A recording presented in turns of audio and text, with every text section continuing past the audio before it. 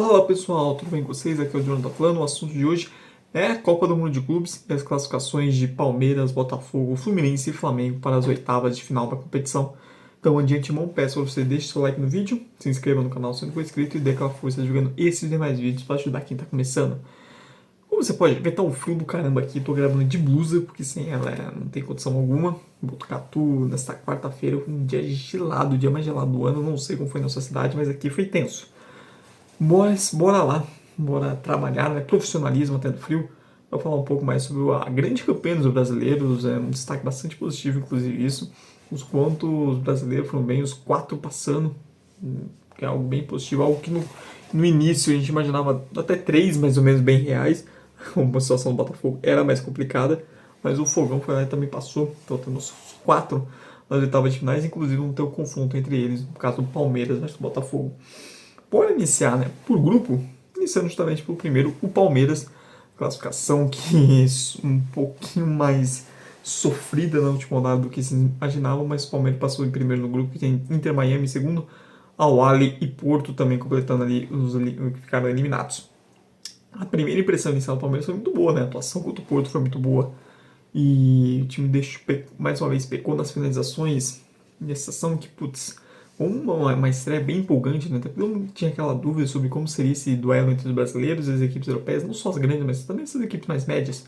E a gente viu um Palmeiras muito bem, um Palmeiras que merecia ter vencido o Porto. Inclusive, eu já fiz vídeo sobre o desempenho dos brasileiros na primeira rodada.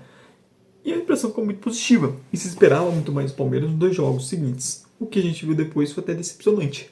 Contra o Al-Ahly, né? O Palmeiras foi, assim, no segundo tempo foi melhor e conseguiu ser mais preciso, mas não foi uma atuação que encheu os olhos. Acho que o jogo foi mais equilibrado que o placar mostra. E tudo bem que o Al-Ahly é um bom time, vale citar. Enquanto o Inter Miami foi uma atuação ruim. Uma atuação ruim. O Palmeiras conquista o empate, claro, no mérito dos jogadores que saem do banco, no mérito que tem um bom elenco. E, aliás, vale citar, uma coisa que essa primeira fase mostrou do Mundial é o quanto que o Palmeiras tem um elenco bom, o quanto que esse elenco pode render mais, tem potencial para mais. E porque você teve no banco de reserva Paulinho sempre saindo jogando bem, Maurício saiu do banco no último jogo fazendo gol, o Flaco Lopes saiu do banco nos 2 primeiros jogos, sendo uma opção melhor que o Vitor Roque. O Alan, nem se fala, entrando nas partidas e entrando sempre bem esse menino. Mais um jovem, despontando muito bem, vindo da base no Palmeiras, tanto que foi decisivo no empate, dando uma linda assistência ao Paulinho, entrando muito bem. E vai estar isso. A força do elenco do Palmeiras também aparecendo nesse Super Mundial. Mas assim, contra o Inter Miami, o empate veio muito mais por um cansaço do Inter Miami, de ter tirado a falta de qualidade no banco. Se o Palmeiras tinha qualidade no banco, não tinha nenhuma, precisou tirar alguns dos seus jogadores principais. O nível caiu demais, do que muito mais pro mérito do Palmeiras. Foi um jogo bem decepcionante, até assustador do Palmeiras com o Inter Miami. A quantidade de espaços no meio campo, a forma como o time não conseguiu ser combativo. O Inter Miami que, assim, é realmente um Messi, Suárez e amigos. Mas a forma como o Palmeiras deu muito espaço nas transições, o Inter Miami conseguiu em vários momentos sair com tranquilidade tocando a bola. E um ataque às vezes precipitado, só em cruzamentos. Foi uma atuação bem assustadora, mas ao mesmo tempo o Palmeiras foi lá e sobreviveu, conseguiu o empate, conseguiu a primeira colocação. Porque esse é o mérito também do time do Abel Ferreira, eu já falei outras vezes. Eles sempre ficam dentro dos jogos, sempre ficam vivos. Podem estar a pior atuação da história. O Palmeiras sempre vai estar vivo dentro dos jogos. Esse é um mérito gigante da equipe e mais uma vez isso apareceu no Mundial. Mesmo em momentos ruins que teve durante as 3 partidas, soube sobreviver, estando na toa que é o primeiro colocado. Pensando no mata-mata, vai precisar jogar mais, vai precisar ser mais estável, mais seguro defensivamente. E assim, não vai poder perder tanto gol, né? Tem que melhorar essa mira.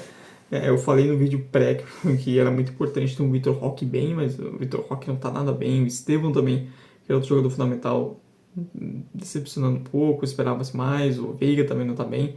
Vamos ver como vai ser as opções do Abel para esse jogo contra o Botafogo. Você tem o Flaco Lopes, você tem o Paulinho, tem a questão física, não poder jogar todo jogo, mas você tem o Maurício, o Alan, jogadores pedindo mais espaço nesse time, até pelo momento deles. O Palmeiras que tem um grande desfalque, que é a lesão do Murilo. O Bruno Fux entrou e a gente viu que caiu o nível, né? E é uma queda de nível ali na zaga do Palmeiras. Enquanto o Igor Jesus que tá jogando a bola, que tá jogando, isso pode fazer diferença.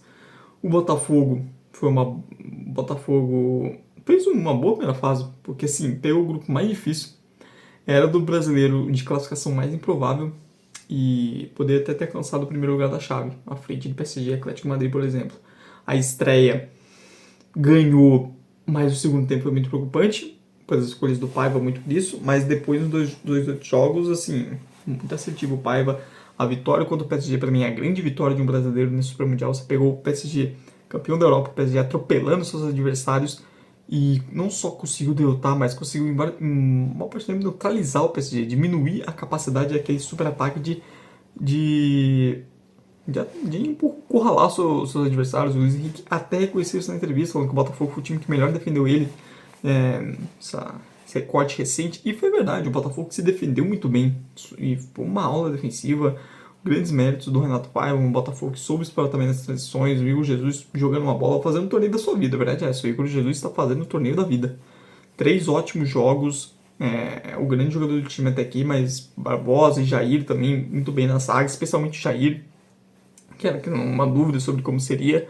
O John sendo seguro, Gregory, Marlon Freitas jogando muita bola, e aí um grande desfalque do Botafogo não vai ser ter o Gregory no jogo contra o Palmeiras e vai fazer falta, que é um cara essa abordagem mais defensiva, um cara de muito importante nisso, mas o Marlon Freitas jogando muita bola. Você tem o Savarino, o Arthur, começando a titular essas pontas, mas pô, o Montoro entrou no último jogo contra o Atlético de Madrid muito bem, então até quem está saindo do banco está entrando bem. Mesmo jogadores que às vezes se esperava um pouco menos. E, claro, o Igor Jesus fazendo um grande torneio. O Paiva, o Renato Paiva, acho que independente do que acontecer com o Palmeiras, ele sai dessa Copa do Mundo de Clubes maior do que ele entrou, com mais confiança no seu trabalho do que ele tinha antes. Isso é algo muito positivo para ele. E um Botafogo que, assim, conseguiu ganhar do PSG, contra o Atlético de Madrid, fez um jogo duro, apesar do Atlético de Madrid ter criado e tudo mais, o Atlético de Madrid conseguiu criar mais até que o PSG, mas acho que a maneira que o Botafogo abordou o jogo também foi um pouco diferente. Eu acho que se o Botafogo precisasse ganhar aquele jogo, acho que talvez a abordagem seria um pouco diferente. Foi um Botafogo que também levou perigo nos contragolpes, é um time muito perigoso, que sabe contra-atacar, e está se mostrando isso, essa estratégia também de meio campo mais preenchido também está sendo importante, né, nesse sentido. Até porque Savarino e Arthur não ficam só abertos pelas pontas, eles têm liberdade para cair por dentro também, se aproximar mais do Igor Jesus. E aquilo, eu comentei no vídeo pré que seria muito importante o Botafogo ter o Igor Jesus bem.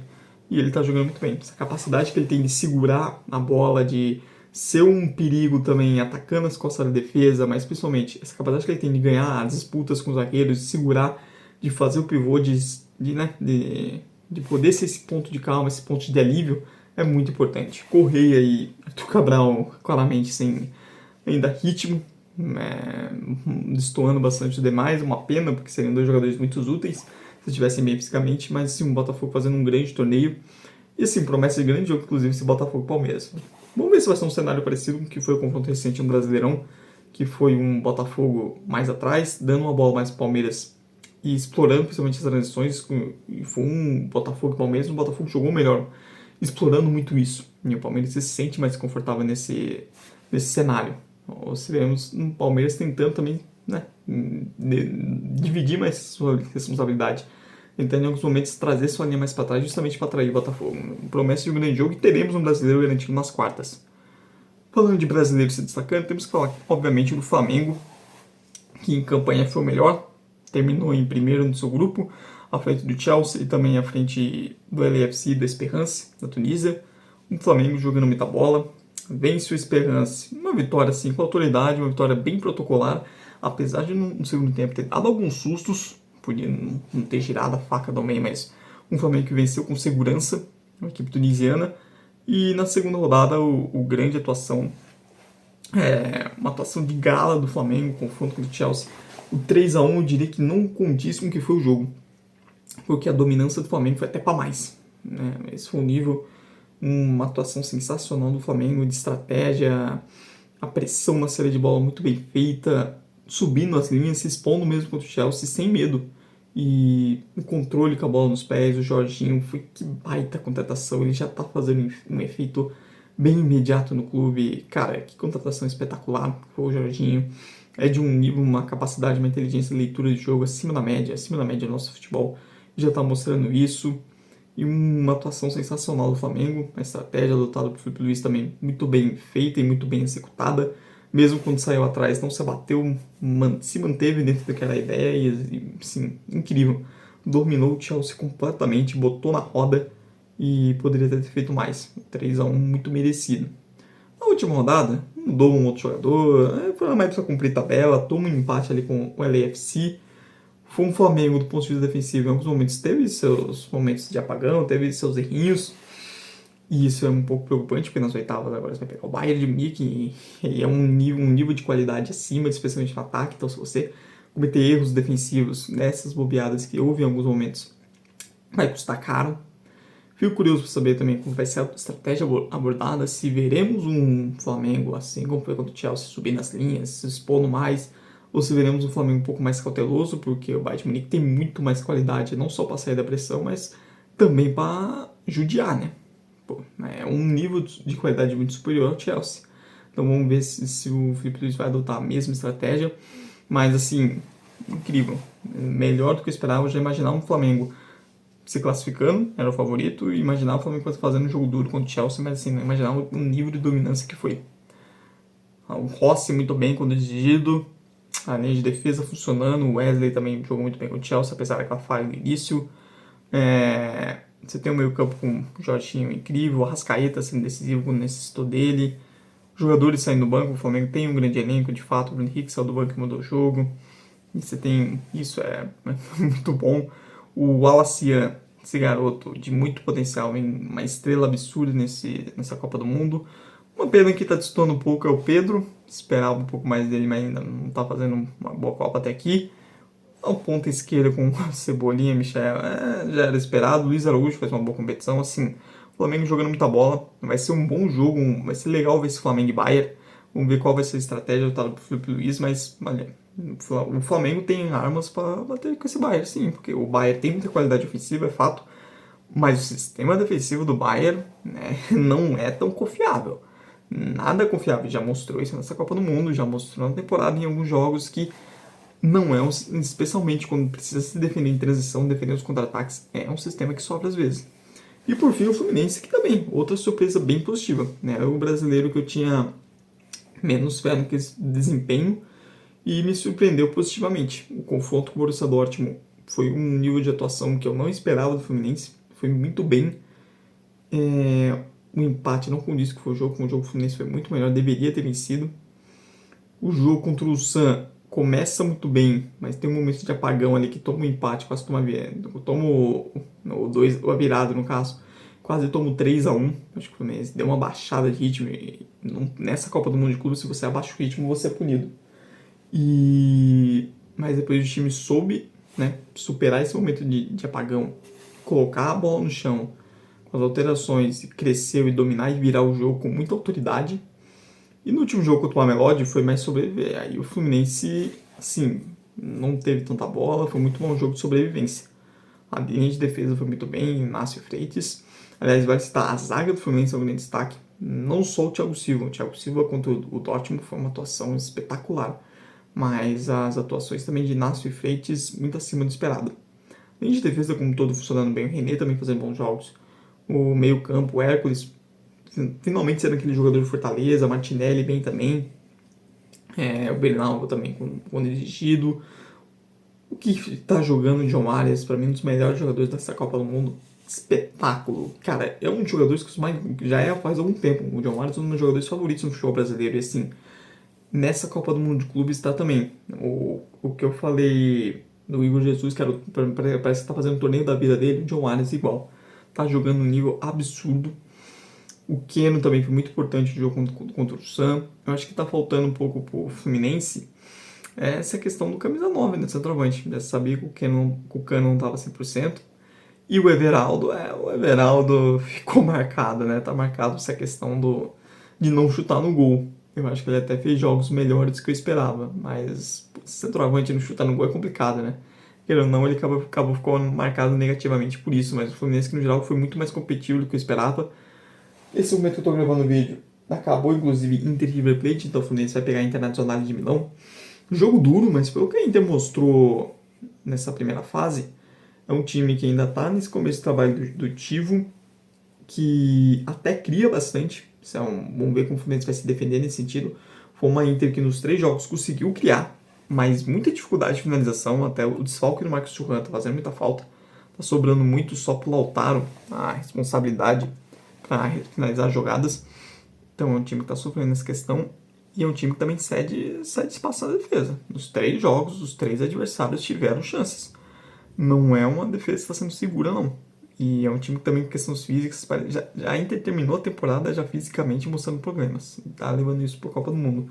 Então o Fluminense tem condições de acreditar. Se fizer um jogo mais parecido que foi com o Borussia Dortmund, pode muito bem competir e dar trabalho. Mas agora eu quero saber de você. Deixe nos comentários se você concorda ou discorda de uma coisa que eu falei. E também as suas opiniões sobre as campanhas de Palmeiras, Botafogo, Flamengo e Fluminense na Copa do Mundo de Clubes. Não esqueça de dar like no vídeo, se inscrever no canal se não for inscrito e dar aquela força divulgando esses e demais vídeos para ajudar quem está começando. Muito obrigado mesmo você que viu até o fim. Tchau, tchau e até a próxima.